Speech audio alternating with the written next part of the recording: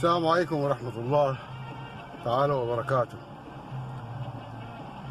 اللهم انصر الجيش السوداني وانصر السودان وشعب السودان يا رب العالمين، وإن شاء الله منصورين إن شاء الله. أنا عندي حاجة بسيطة ضار أعلق عليها. أنا بشكر سعد بحر الدين عمدة المساليد،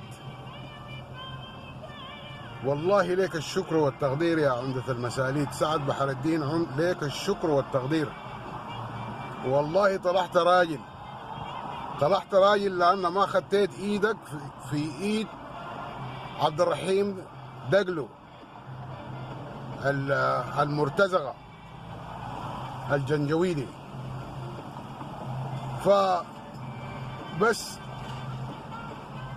يا قبائل دارفورية، يا القبائل الدارفورية، أنا عارفكم قبائلكم كثيرة، عندك الداج وعندك الفور وعندك المساليد وعندك البرنو وعندك القمر وعندك الزغاوة. يا اخواننا اتحدوا مع بعض، والله اتحدوا مع بعض، والله احسن ليكم تتحدوا مع بعض وتدقوا الناس ديل.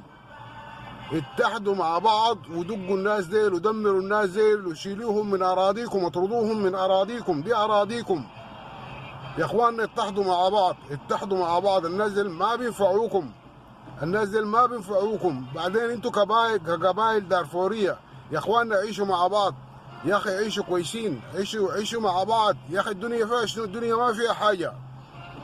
عيشوا مع اخوانكم مع بعض. الناس العفن اللي في نصكم ديل اطردوهم من دياركم، اطردوهم من اراضيكم، اطردوهم من منطقتكم.